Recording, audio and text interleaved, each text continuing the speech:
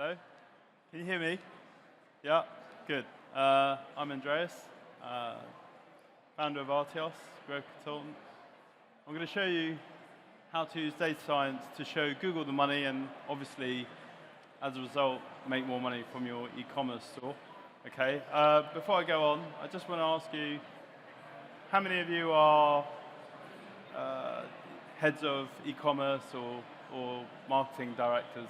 Can we have a show of hands, please? Okay, it's a few of you. How many of you are SEOs? Okay, one. Yeah, it's a few. Okay, good, good. I'm not. And business owners, perhaps, or e-commerce business owners, or okay, great. Thank you. Okay, let's get straight to it. So, the first thing to point out is your website's likely to be built like a Christmas tree. Okay, we've got a graphic up there. You've got the home page right in the middle, and then you've got these category pages. You know, like if you're a clothes store, you'll have shoes, handbags, trousers, tops, dresses, you name it. Does that sound familiar? Was your site built that way? Is there anybody whose site is not built that way? No, good. So let's have another show of hands.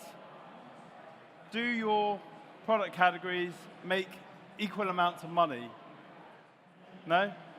Would you put your hands up if they make different amounts of money? You're going to have some that make more amounts. Come on, you can get it higher. Come on, higher, higher, come on. It's the afternoon now. It's not 9 o'clock in the morning. So, right, so you can see that not all pages or product areas are created equal, right?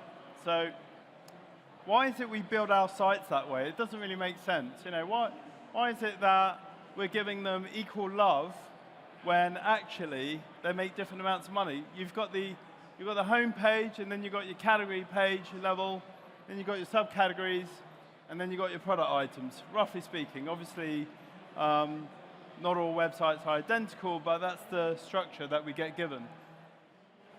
But obviously, some pages are more equal than others, right? Because you've got the home page, but there'll be some category pages that make more money than others. And then it will be the same with your subcategories and your product items. Now, it's a good job I'm better at data science than drawing diagrams, because the best I could do was just color it in purple for you, as in the ones that make money. Are you with me so far? Give us a nod. Give us a nod, yeah? Okay, good. I'm glad it's not hypnosis that's giving you a nod. It's you agreeing with me. So just imagine directing Google to your money pages, right?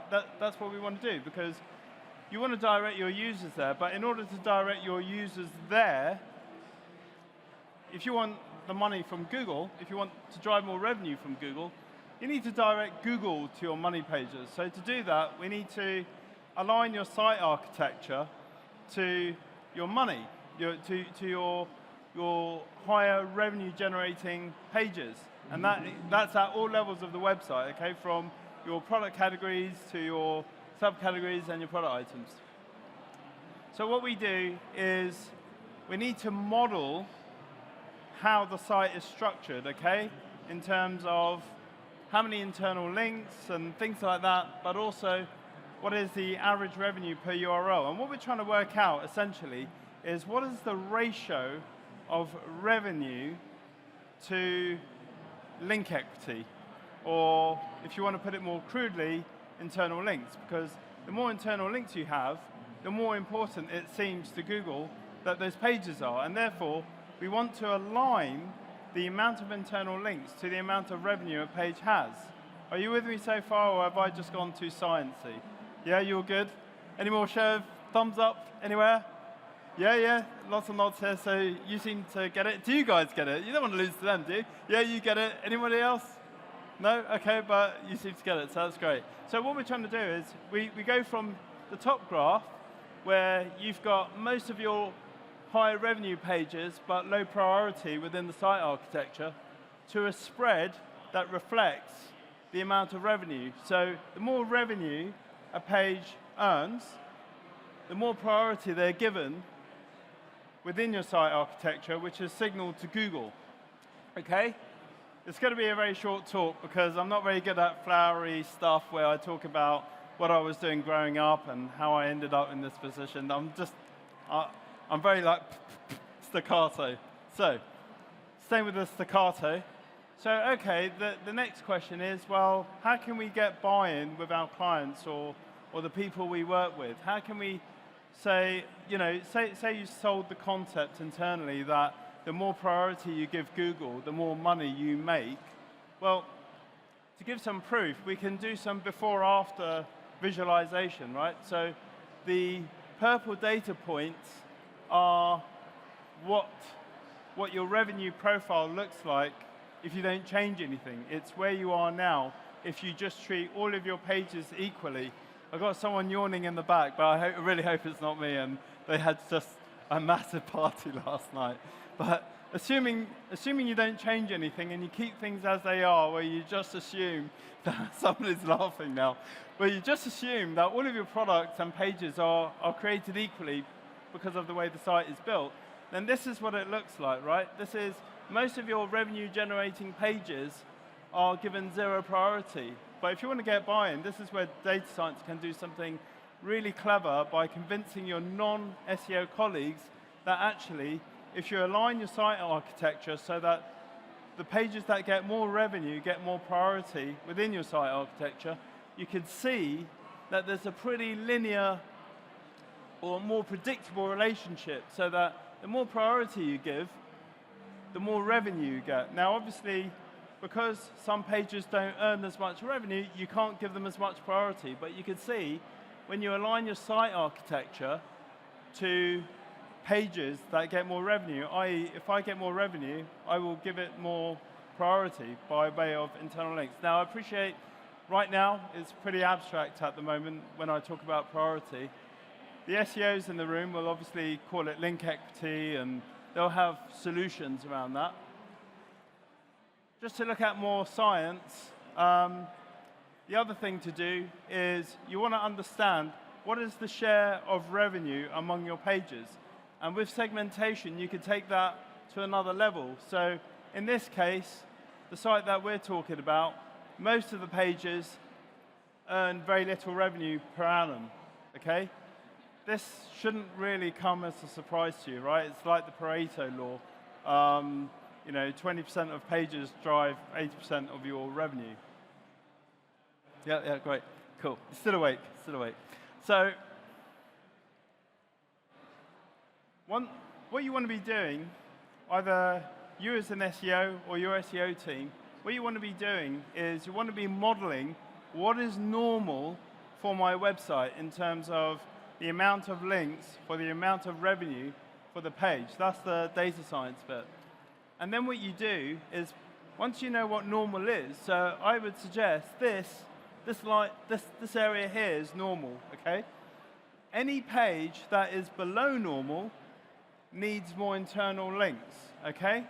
So this is a bit simplistic in terms of the way I'm explaining it, but basically what you're looking to do is benchmark what is normal for my website in terms of the amount of internal links to those pages and the amount of revenue it generates. So these pages here, they earn a lot of revenue, but they're not getting a lot of priority within your content management system.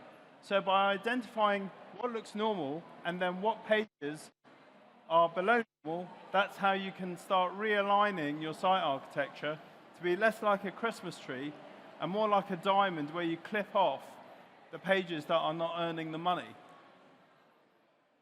So here's an example. I'm going to walk here, give you guys some love.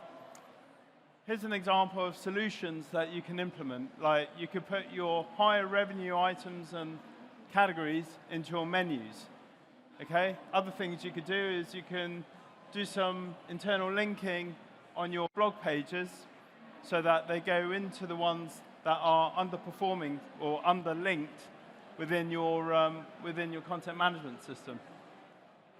I have to have a little boast because I'm here. I'm not a charity.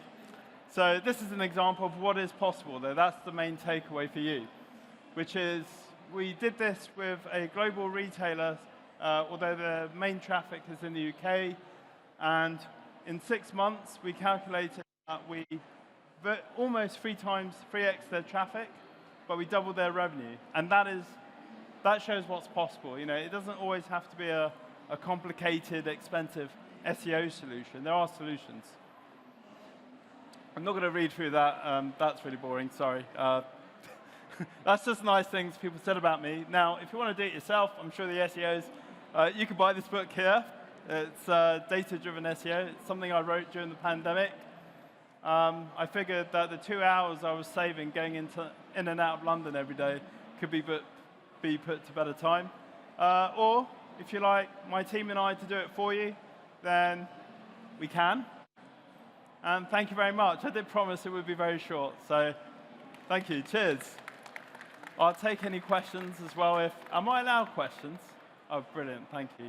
Do we have a mic runner? Oh, brilliant. Yeah. So hands up if you've got a question. This lovely lady here will pass you the mic. You can even do a mic drop if you want. Don't tell them I told you that. I'll get in trouble. No questions? Oh, you, sir, in the snazzy jacket. Oh, don't worry. I've got Mike. Hi. When you say re-architecting a site, and you sort of mentioned putting things in, maybe in the headers, is that the limit of what you would do? I mean, how do you mean, re-architecting is a huge topic, so Yeah. can you be either a bit more broad in terms of you can do this, or a bit more specific in terms of the things that really make a difference? That's just an example. You could Sure. do things. Yeah. Okay. Great. Yeah, that's just an example. I would say blogs is probably the most powerful one because you've got a lot of information. There's a lot of people forget that Google started off as an engine to provide information, not to help brands make money. So, and blogs being information rich, they transfer the most information to the commercial pages, which actually help you make money. Hi. Your book, is it designed to be read by people who aren't data scientists? Yes. Okay. Yes. It's almost like data science for SEOs. So in that book, and feel free to have a flick through. Will you sign it as well? I will. Yeah, so it's designed to give you the statistical thinking behind the code which I disclose on how to do the stuff.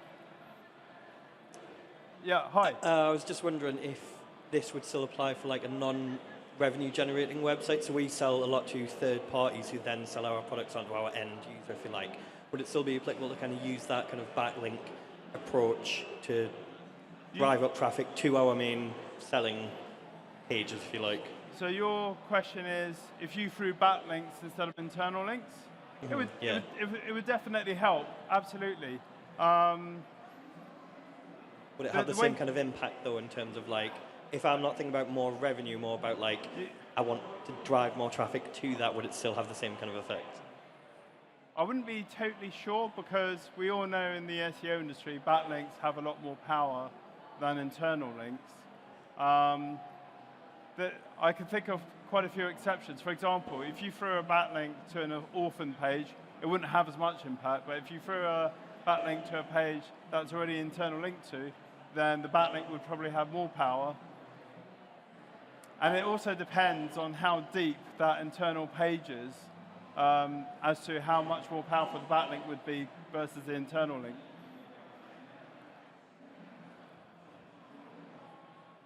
Any others? Any takers?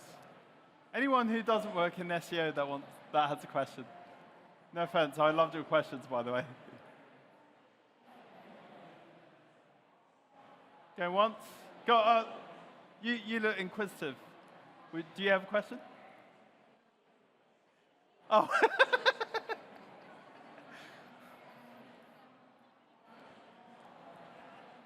No? Any business owners got any questions?